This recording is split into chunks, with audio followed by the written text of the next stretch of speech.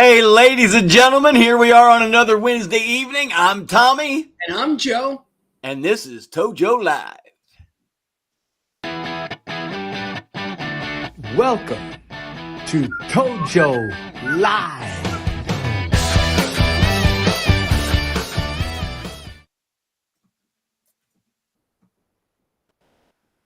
How's it going, guys? What is wrong with you? I just wanted to show you my little friendly rabbit here from In Search of the Holy Grail.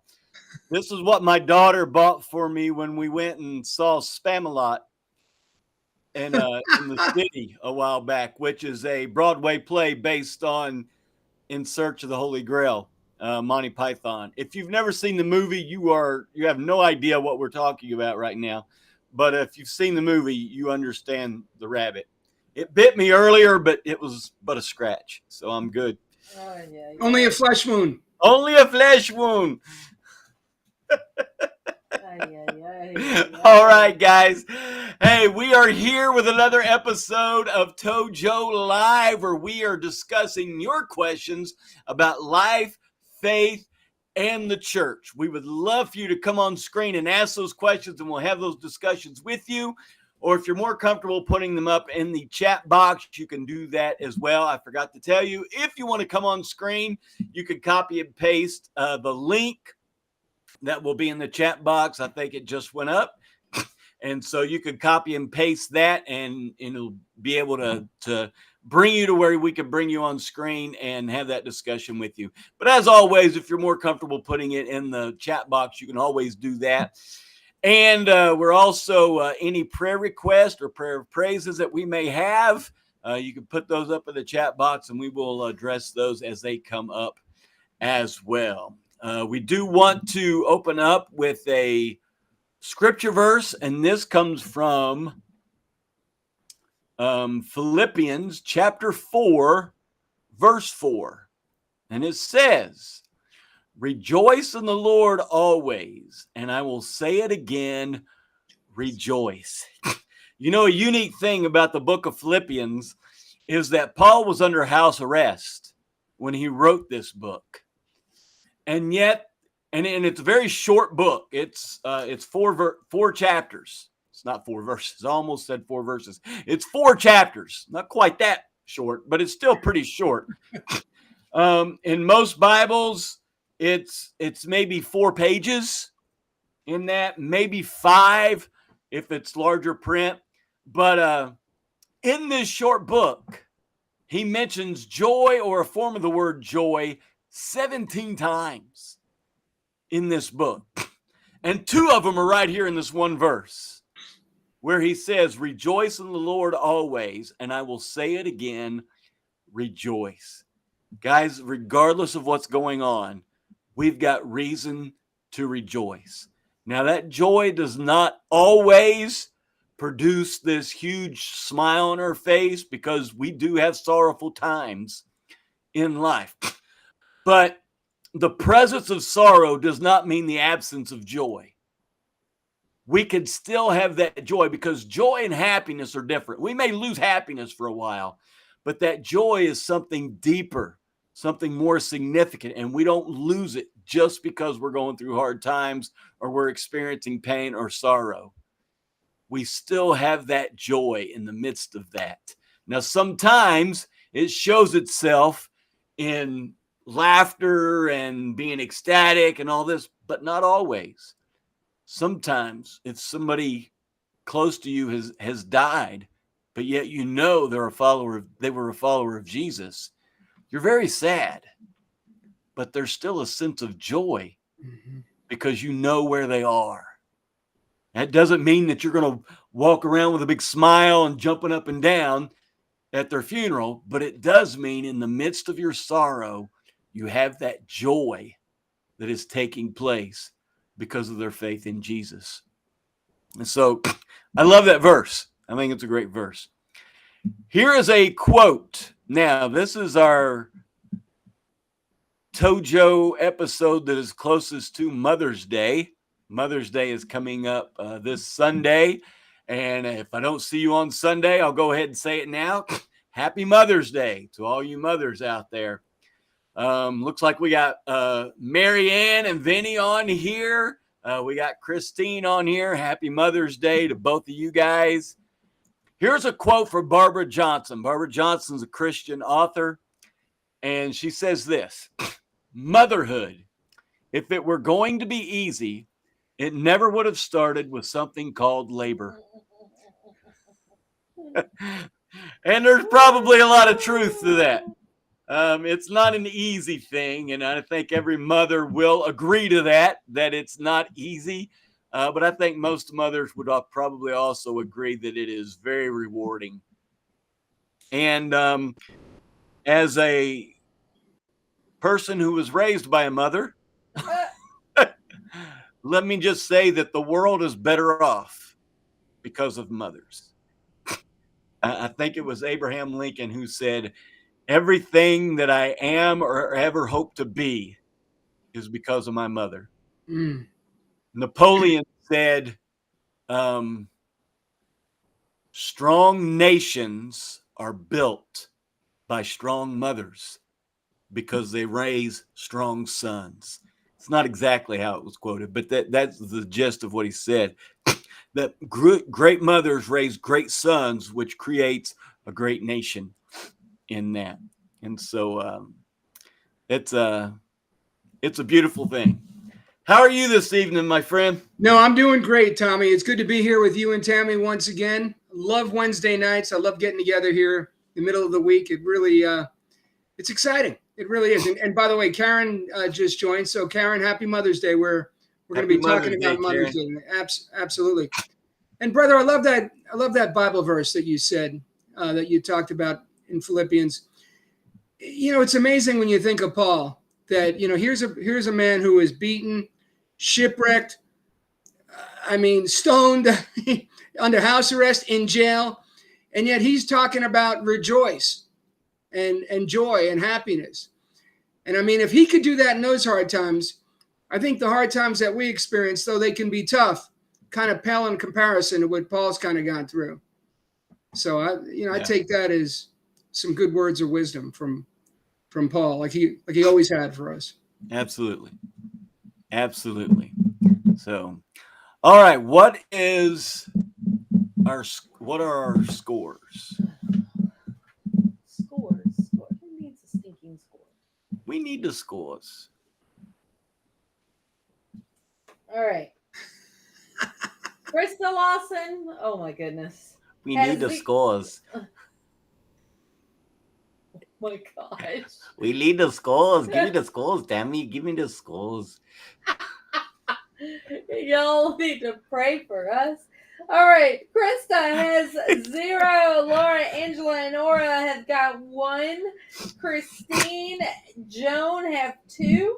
William has 3. Mark has 4. And Marianne has 5. There you go. And Karen is back down to 0. Because Karen got 7 last week, didn't she? She's starting all over. Yep. All right, here's the question. Here's the trivia. But it is not from the Bible this time. So I'm sneaking in a little something. Here's the question. What year was the first official Mother's Day celebration? What year was the first official Mother's Day celebration?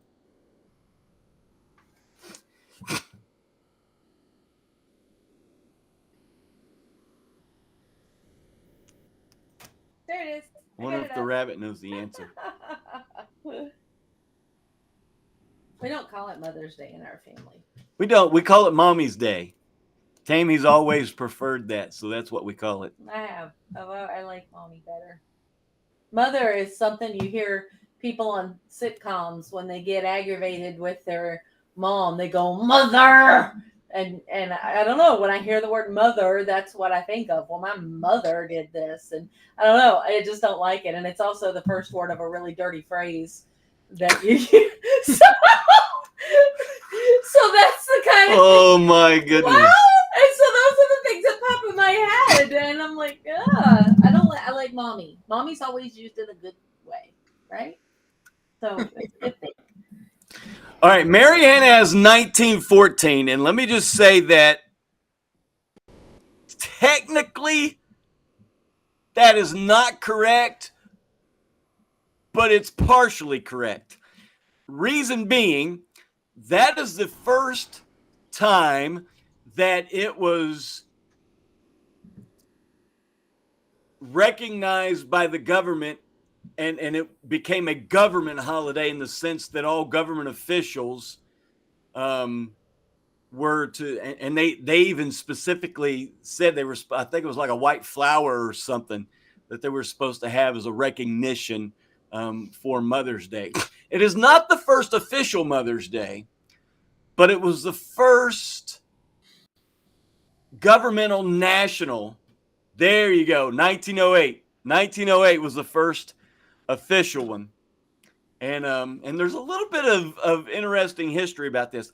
Not that there was not a celebration of mothers before this, because there was, all the way back to like the 1870s. There were local celebrations. But here's an interesting thing. I looked this up. Mother's Day was established by Anna Jarvis, with the first official Mother's Day celebrated through a service of worship, thought that was significant, at St. Andrew's Methodist Church in Grafton, West Virginia on May 10th, 1908. Now, Anna Jarvis was actually following in the footsteps of her mom, Ann Jarvis, who had done a lot of different things to help celebrate mothers. In 1868, Ann Jarvis, the mom, organized a committee to establish a Mother's Friendship Day, the purpose of which was to reunite families that had been divided during the Civil War. Ann Jarvis had previously organized Mother's Day work clubs to improve sanitation and health for both Union and Confederate encampments undergoing a typhoid outbreak. She wanted to expand these into an annual memorial for mothers, but she died in 1905 before the annual celebration was established. Her daughter, who became almost obsessed with her, would continue her mother's efforts. And so I thought that was pretty cool that I wasn't really aware of the connection with the Civil War, and especially the efforts to unite families that were torn apart during the Civil War. Because if you're familiar with Civil War history at all, you'll know that frequently there were family members on both sides.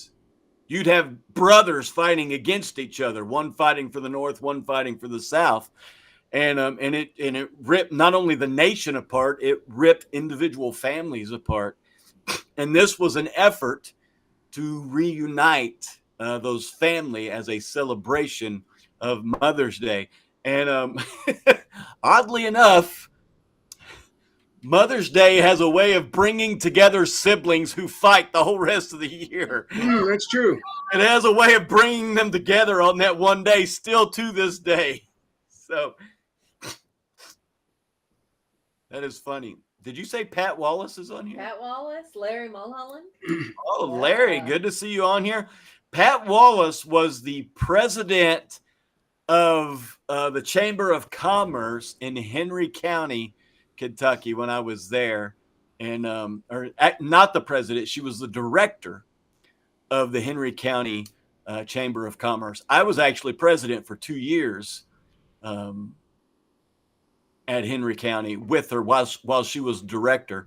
She eventually retired from that while we were still there. But Pat, glad to have you on here. That's pretty cool. And Larry Mulholland was my camp manager. He was my camp manager when I was at church camp when I was a little girl. Absolutely. Does that make you feel old, Larry? And of course, Larry was just 18 years old at that time. Oh, of course. Tommy, it's interesting, with Mother's Day, one of our congregation, Leah, who owns Westbury Florist, mentioned that this was the busiest day of the year. And I know that's the same with the greeting cards. And I had said, well, I would have thought, Valentine's Day. She says, no, not everyone has a Valentine, but everyone has a mother. Yep. And I'm like, that's a good point. That is a very good point. Absolutely. That is a good point. And so, as a celebration of Mother's Day, I thought we would at least open up today with sharing something about our mothers. What is something your mother gave you that you would like to share? Maybe it was something physical, or maybe it was something that she taught you, or a tradition that she passed down, or a saying, or something. What is something that she passed down to you, taught you, or just something special that you will always remember about her? Larry said I was old then too. Yes, sir, Larry. No. Because, don't do that, because then it makes me feel old. That's great. I tell you, a lot of things, of course, I mean, we could probably do a whole show on this and may end up doing it. I don't know. But something that my mom passed down to me that I felt like I got from her was a sense of calmness. She had the ability to, most of the time, not all the time, but most of the time, had the ability to remain calm in what seemed like chaotic times at the moment. My dad was just the opposite. My dad had a, especially in my younger days, he had a temper. Now, when I was 14, my dad rededicated his life to Jesus, and I began to see a change in him, and he became less and less angry. Because I mean, that's something he identified in himself that needed to adjust and needed to change as a follower of Jesus. And I commend him for that. That was pretty awesome. But that did not come natural for him. That was a supernatural thing for him.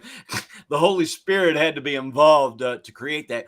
Whereas my mom had more of a natural calmness about her. That was her go-to most of the time. Very seldom did she raise her voice at us, but she always got her point across, because she just had a way of doing that in a calm way. And I feel like for the most part, I've received that from her. I am more like my mom than I am my dad in that regard. Although my wife will say that sometimes she sees my dad in me. But I think she will also agree that most of the time she sees more of my mom in those regards. In other regards, she may see more of my dad in me. But in that issue, I think she would agree that she sees more of my mom in me than she does my dad. Yeah, God knew that I needed a peace, because that is not something I got from my mama. I love my mama, but she is not a calm person. She's not a quiet person. I love you, Mom. I know you're in the other room watching. But I think she would agree with me as well. My dad was the calm presence, the calm stabilizing presence in our household. So I married my dad. Unfortunately, you married your dad as well. Yeah. Yeah, they say a son marries his mom in the sense that the woman is a lot like his mom. It was not the case with me. My wife is more like my dad than my mom. Tommy, you shared a story a few years back, if I recall, about how your mom reacted when I think you either fell off a bicycle or hurt yourself on a bicycle, or am I getting something confused? Where Me? I don't think that was me. Okay. I don't think. What did I say? I think you did something you shouldn't have done. I don't know if you hurt yourself, and I don't know if you ended up in a doctor's office or a hospital, and you thought you were going to get in a lot of trouble, and your mom was just real happy to see you. So, hey, apologies if it wasn't you. It doesn't. It sounds like how my mom would respond, But I don't think that was my story. Yeah. Well, I'll share with you. My mom was just the opposite of your mom. And I think it was because she had 6 kids that were all pretty close in age and just a hectic house. But I will tell you that one of the things my mom and dad both taught us all was the importance of family. And, to this day, not a week goes by where I don't talk to each of my siblings. And, we don't see each other whenever we can. And it's just a blessing that you have that. There's so many people that I know that I've worked with and that I work with that, have not spoken to their sibling in years. And I'm like, well, what happened? Well, we had this big argument. I go, what was it about? And they're like, I don't remember. I go, you haven't talked to your sister in 12 years? Get on the phone, But it's, I think that's not uncommon for people to lose that sense of family. Yeah. I think you're right. Yeah. Mary Ann says, there are many wonderful things, but what popped into my head was, stop crying or I'll give you something to cry about. Yeah, I think that's a pretty common one among many mothers and probably fathers as well. And fathers, yeah. Yes. I know. I don't know if I've ever used that, but I know Tammy has used that. Oh, gosh. Karen says, my mom took me to church from a very young age, which I'm very thankful for. My dad drove us and dropped us off, but didn't go to church. And then she said, that bicycle story sounds like a Jim Fegley. You know what? It is Jim Fegley. Is there it? You go. Yep. He talked about how now I remember it. Thank you, Karen. He was riding his bicycle where he wasn't supposed to be, in an area he was forbidden to. And somehow he either fell off. I don't know if he broke his arm or did something where he was in the hospital. And he thought he was going to be in a world of trouble. Like if Tammy was his mother, he would have been in a world of trouble. I'm joking, Tammy. But anyway, she came and hugged him and brought him ice cream and, yeah. Yeah. I think he referred to it as like grace. Yeah, absolutely. Absolutely. Karen, I share that with you as far as your mom taking you to church. It was interesting, my story, and I think I've shared some of this before. When I was born, we lived up in northern Kentucky, just south of Cincinnati. And my parents didn't go to church. Every now and then, Creasters. They would go Christmas and Easter, and maybe a time or two more. But for the most part, they didn't go. They didn't go to church consistently. When I set our house on fire, and that's a whole nother story, my parents had been thinking about moving back down to where they grew up, which was down in southeastern Kentucky. And I just helped them make that decision a little quicker with the house fire. When they moved back down there, and I was about 5 years old at this point, my mom began taking my sister and me, which were the only 2 still left at home. The other 3 were out of the house by this point.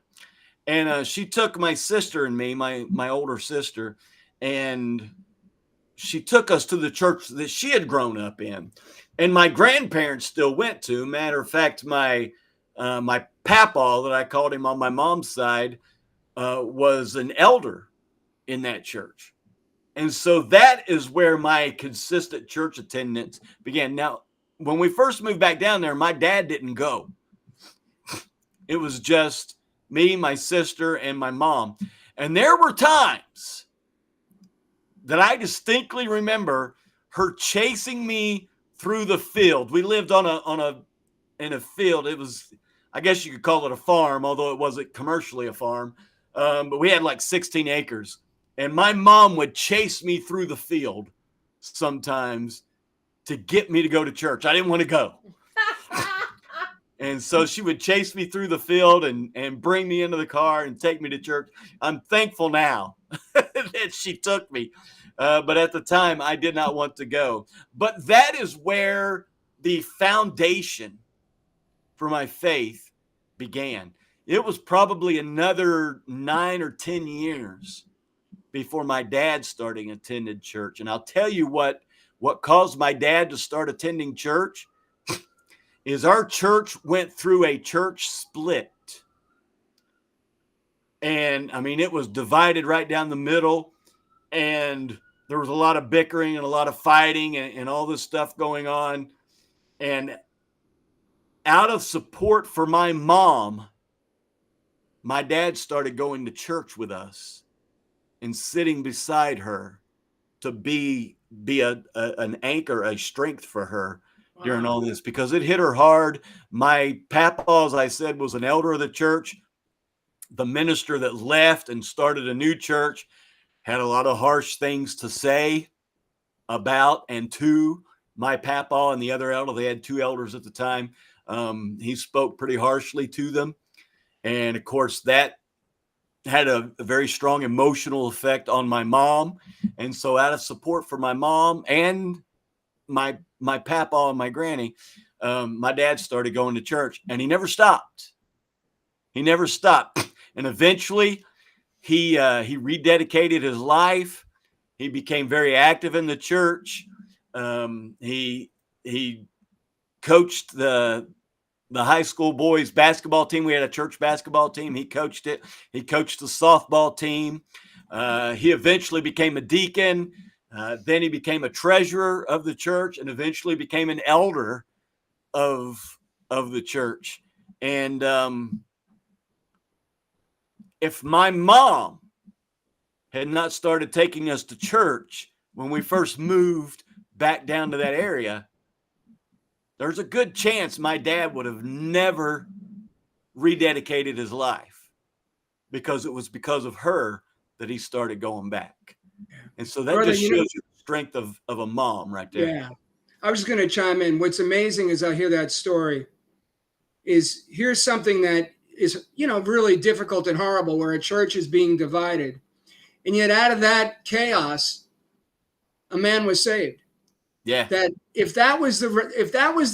sometimes I think that whole thing could have happened so your dad could have been saved. So your dad could have rededicated his life. And he would have never come to church to sit next to your mom as an anchor had that divisiveness never happened. Right. So sometimes I hear, these stories or testimonies that happen, and you realize that something miraculous could come out of something that isn't so good. Yeah. Or a tragedy. Yeah. It's amazing. That's a great story, brother. Yeah. And I will say that those 2 churches, they're what, a 1/10 of a mile apart. Oh my God.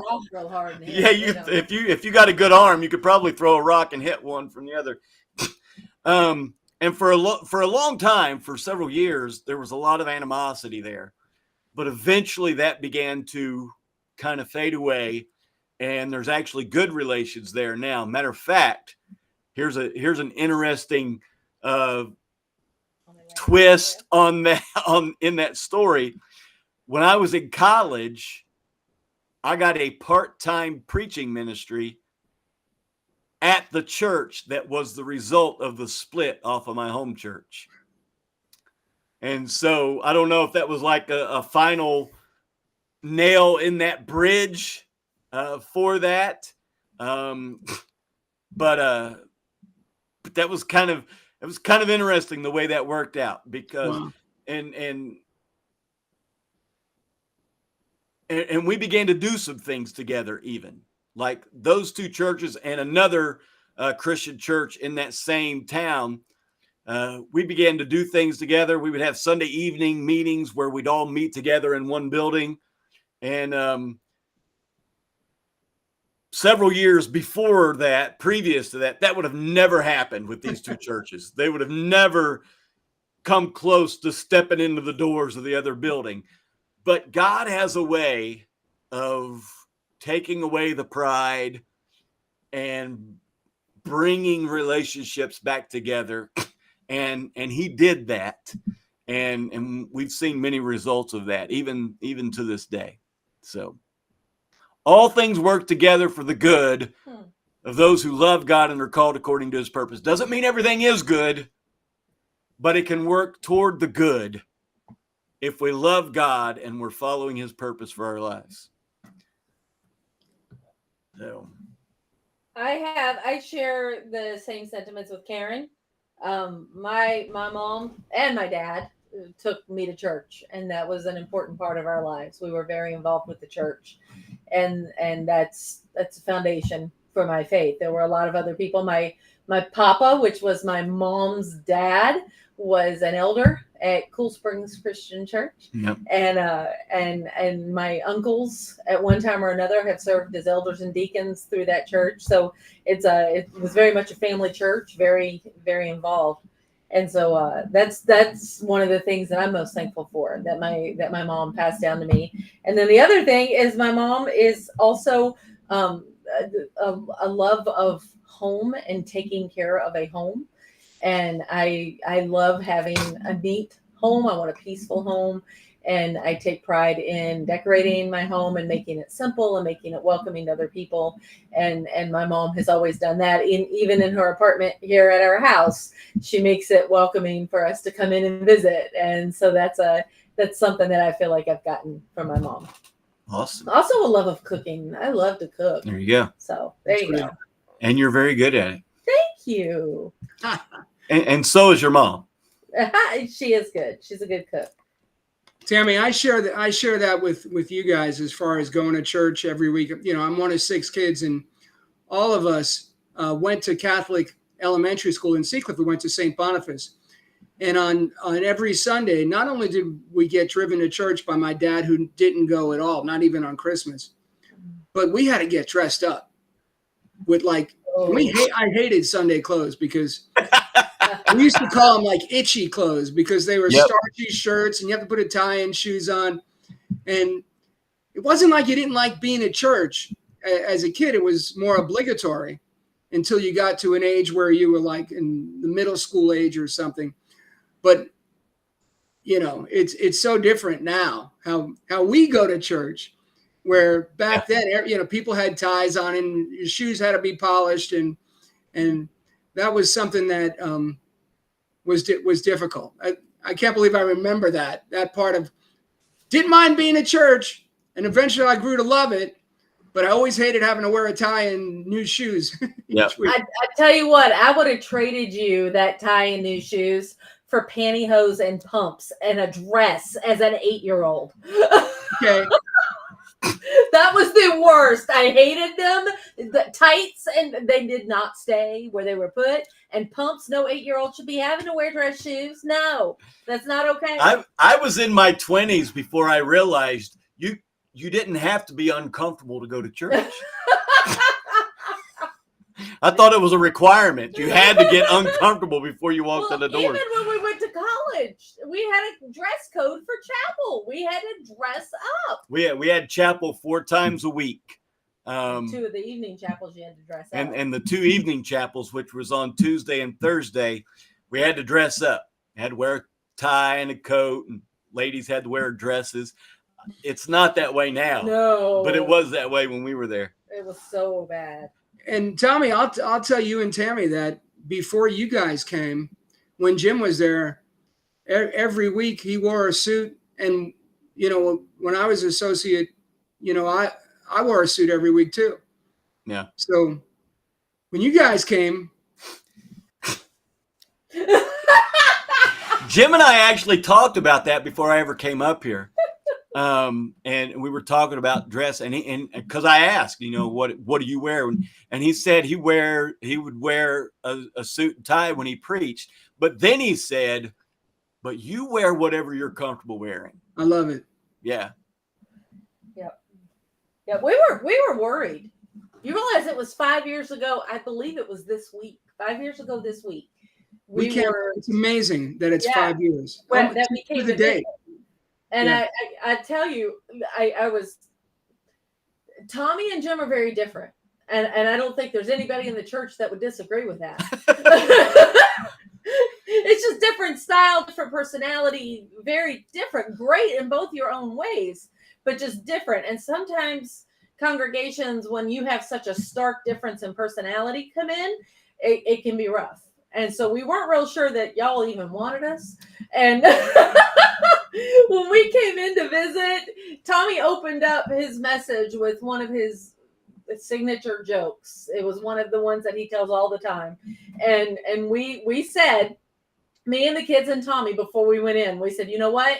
We even prayed about it. We're like, okay, God, if they laugh at this joke, because it's a really good joke. If It they is a good laugh joke. at the joke, then we can breathe. That we know that but if they just kind of chuckle or they quietly laugh or no laughing at all, this is not the place for us. Seriously, that was kind of our fleece that we laid out. And in the first service, Tommy got up and told that joke, and the woman behind me was laughing so hard she was crying. And it was Gia. Gia was one, and there were people around us, and I turned and looked at the kids, and Dylan looked at me, and he goes, "I guess we're moving to New York, aren't we?" There you go. And then the second service was very much the same. Yeah. Everybody laughed so hard at that joke, and I thought, okay, this is where we're supposed to be. Brings back some nice memories. That was great. Yep, absolutely. Hey guys, I do have a question, but if you want to keep answering things that have been passed down to you from your mother or things that you remember about your mother that you want to share, feel free to do that, and we'll go back to that. And this would really kind of, by default, I guess, ties in with our subject. But the question is this: when it comes to honoring your mother and father, do you think that commandment is looked at differently when certain boundaries have been crossed? That's a little difficult to answer without a lot more detail, but I'm just going to give kind of a general answer. And then Joe, you can come in on this at any point. In regards to honoring our parents, that looks different depending upon what stage of life you're in. Honoring my mom and dad at 10 years old looks different than it does honoring my mom and dad at 30 years old. And even now that both of my parents have passed, I still want to honor them. Now, do I honor them in the exact same way as I did when I was 10? No. When I was 10, they really had control of my life, and honoring them then was following that direction and looking for them for direction for a lot more things than I do now. If I'm 30 years old and I have to turn to my parents every time I make a decision, then something went wrong somewhere along the way. But at 10 years old or younger, that's common. And I honor them in that. What does that look like if parents are being dishonorable? Which, let's be honest, sometimes happens. Unfortunately, I wish it didn't, but it does. What does that look like? How do you honor parents who are acting dishonorably? And I will answer that this way. We could be honorable and respectful towards somebody without allowing them to damage our life. If your parent is overbearing, especially as an adult, if you're an adult. Now, I will say this too.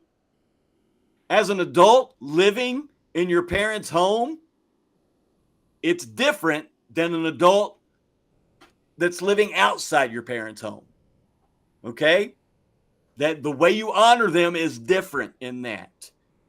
And so as long as you're still under their roof, it doesn't mean it's the same as it was when you were 10 or 15 or even 17.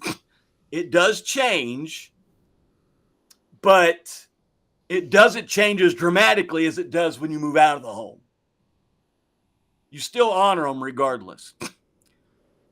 If they are being dishonorable or they are being crossing boundaries that you feel like shouldn't be crossed, or doing something to damage your life in some way, and especially if they're physically abusive, Mm-hmm. You don't have to honor those behaviors. You can still honor them as parents without honoring bad behavior. In other words, somebody has to take the higher road. Let it be you. If you're a follower of Jesus. And listen, this looks different too, depending on whether both the child and the parent are followers of Jesus, or if just the child is a follower of Jesus and the parent is not. It looks a little different in that as well. And I don't know that I am well equipped enough to touch on every detail of that situation, especially without more information on what's going on. I do want to read this verse because I think it applies well here. It's from Romans chapter 12, verses 17 and 18. And it says, "Do not repay anyone evil for evil. Be careful to do what is right in the eyes of everyone.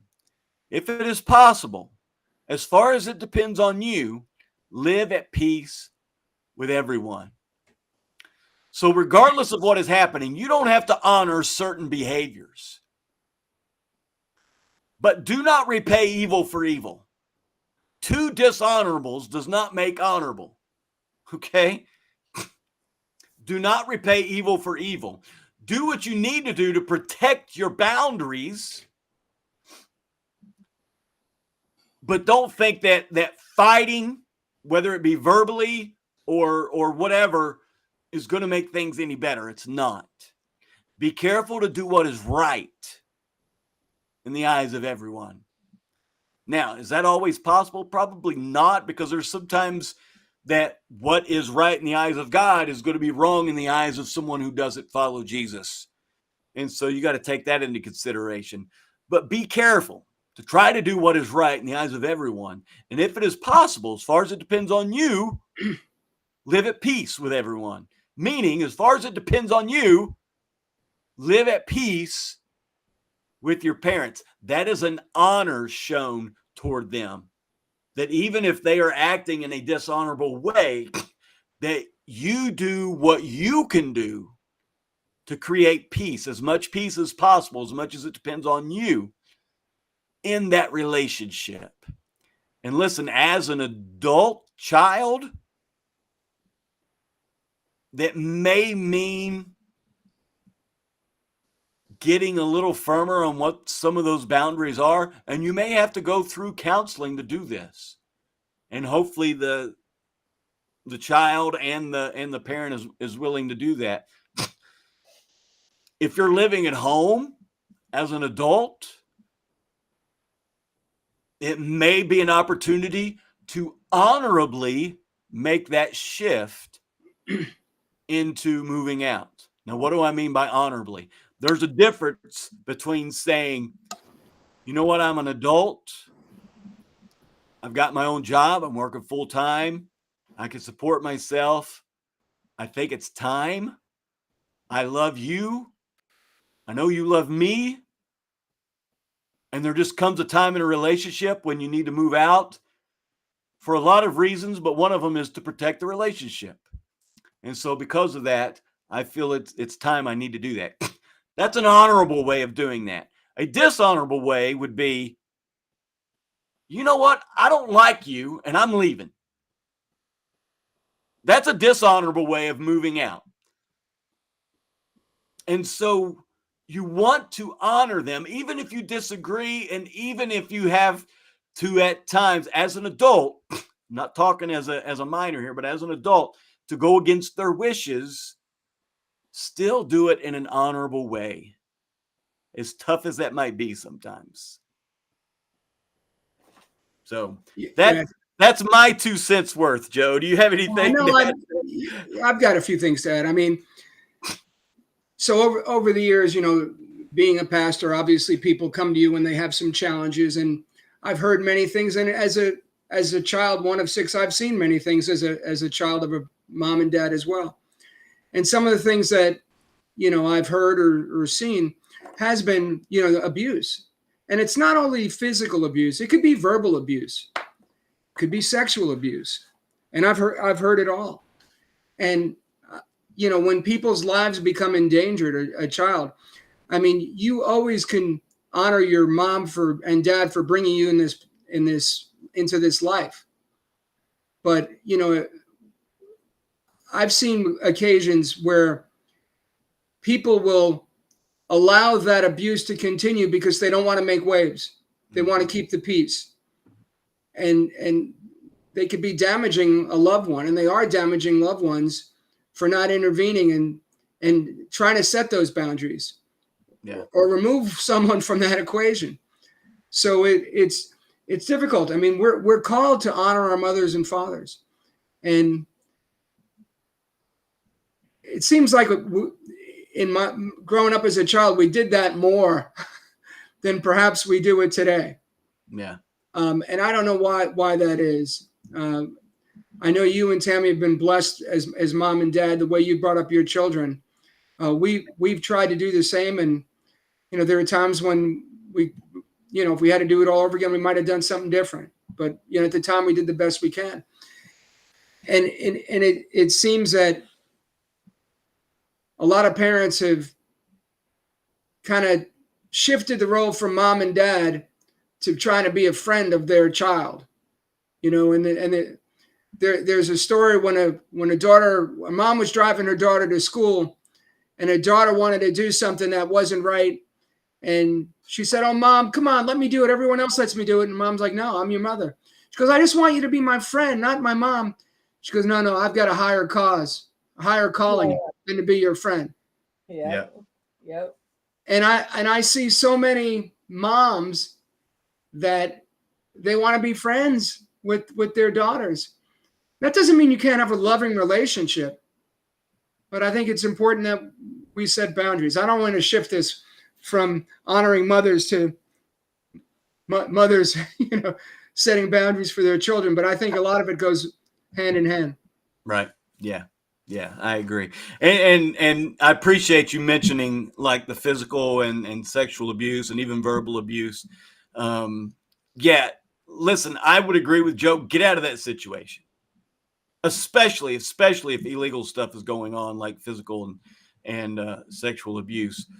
Do whatever you can to get out of that situation. Or drug abuse, drug and alcohol abuse. Drug and alcohol abuse will also times lead into some of these other things as well. Mm-hmm. And yeah, it's really difficult to give a solid answer to this question, because this question is so broad. It could cover a plethora of situations. And I think that each situation would have a different answer. Yeah. Brother, and you're right when you said, addiction is a disease, and it comes in not only alcohol, but drugs, but gambling. And then you get into things like infidelity, and even parents getting divorced. I mean, you're a child and your mom or dad leaves the family to be with someone else. As a child, you just feel abandoned, and, it's got to be a horrible situation. I'm blessed that I never had to go through that, but Yeah. I certainly know friends that have, and that's tough. It's hard to continue to honor your parent when they've either abused your sister or your mom or left your family or whatever. Yeah, you're right. You're right. I often told my parents as an adult, that one of the greatest gifts they ever gave me was that when I went to visit my parents, I only had to go to one house. Yeah. I love that, brother. Because I had a lot of friends that was not the case. And I know there were times in my mom and dad's marriage, especially before my dad rededicated his life, that were very, very difficult. And I know that sometimes the divorce word was mentioned, and but they were always strong enough to work through it and to stay together, and they endured, and till death did they part. They stayed together until death, and it Amen. was a blessing. It was a Amen. blessing to me, and I believe to my sisters as well. Yeah, brother, it's you just reminded me of something. Someone in our congregation told me this a few weeks back when I asked them how their Easter was, and they said it was really difficult. And I said, well, what happened? They go, we had to go to 4 different places. I go, what? That both parents were divorced, and they had to make 4 obligatory stops in 3 different states. Yeah. And I'm like, oh yeah, we got up at like 6 in the morning. We didn't get home till 11 at night. Yeah. We had lunch at this place, and then a snack in the afternoon, and then dinner here, and then a late. And I'm like, what? It's sad. Yeah. Yeah, it is. Now, let's just say in the midst of this that some of the most spiritual people I know are people that have gone through divorce. Absolutely. Yeah. So we're not here to put down people that have gone through that. And listen, I believe the Bible backs this up. There are even extreme situations, but there are situations where divorce is the right answer, unfortunately. If there's physical abuse going on there, if there has been infidelity, especially continuous infidelity going on there, the Bible says that, that we can divorce a person, and it doesn't say we have to, but it means we do have the liberty to do that in that situation, especially if you're in danger, and there's no sign of remorse or change on the other spouse's part. Then I would agree that there are times that divorce is necessary. But having said that, let me say that was not the original plan. The original plan was for a husband and wife to come together and to love each other through thick and through thin, through sickness and health, through it all, and grow stronger together and come closer together as they come closer to God in that was the original plan. Beautiful, brother. I couldn't agree with you more. I've shared with people to step even further that I believe marriage it's a 3-way covenant. It's not just between a husband and wife, but it's with God. And, to death do us part, through good times and bad. I don't know what the statistics are, but when I was in school several years ago, I think it was close to 50% of marriages in our country ended in divorce. I think it was like 48%. And my guess would be a much lower percent of Christians get divorced than in other, and I could be wrong.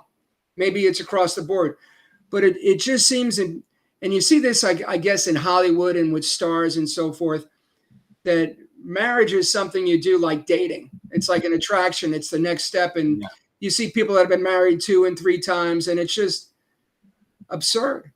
And, whenever I'm somewhere and I see a couple that are older than me, and that's pretty old, and they're walking hand by hand, or they're sitting next to each other on a park bench, or even they embrace, it kind of warms my heart, because that couple has been married for at least half a century.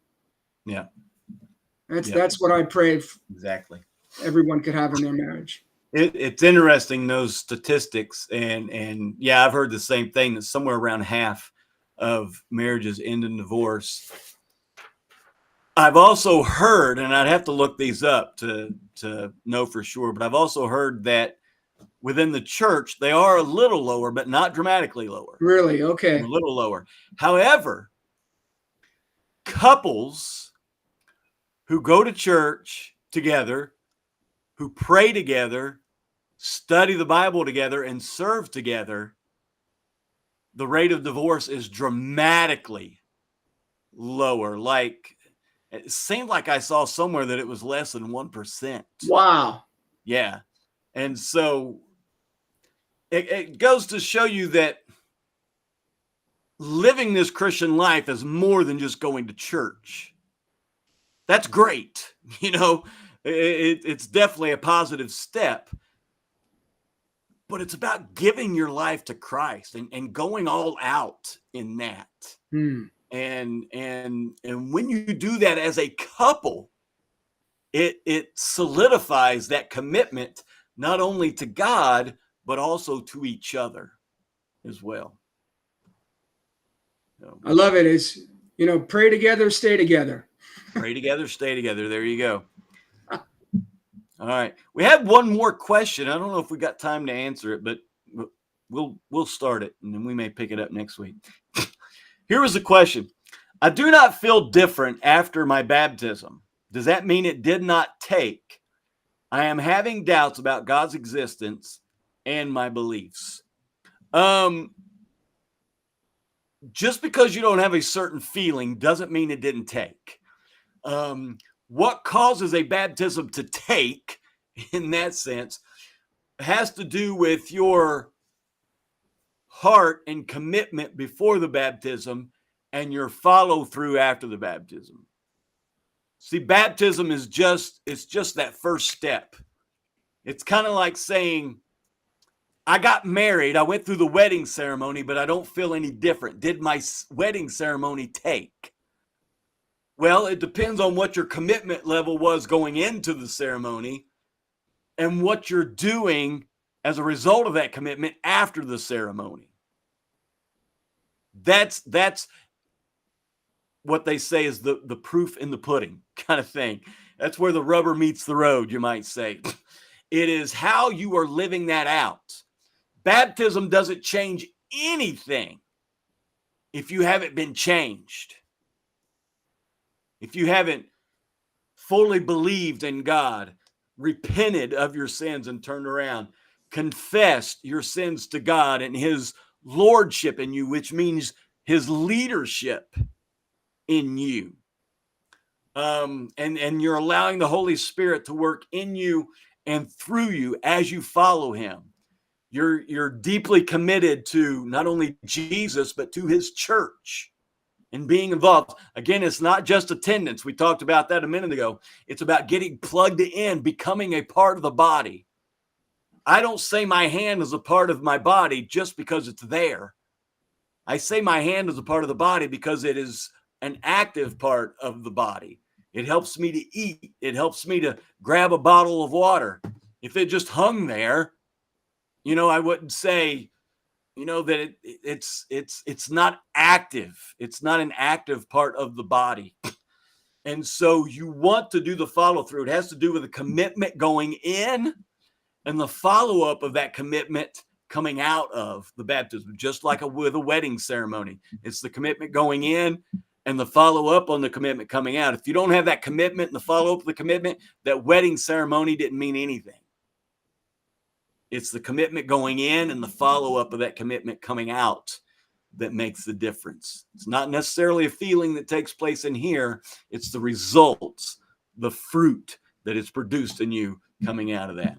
Joe, we've got less than a minute, man. I know. Maybe we can continue this. I've got a few things to say, but we'll wait until maybe next week because this is a good topic. Hey, just with a minute left, just a reminder. I think everyone knows Sunday's Mother's Day. So I don't know if your mom lives around the corner or lives across the country or across the pond or whatever, but make the time. Send her a card, give her a call, take her to lunch, send her a flower. Just call her and tell her you love her. Yeah. It makes all the difference in the world. Yeah, absolutely. Absolutely. Happy Mother's Day to everybody out there. Thank you for being with us, and we will see you on Sunday. Love you guys.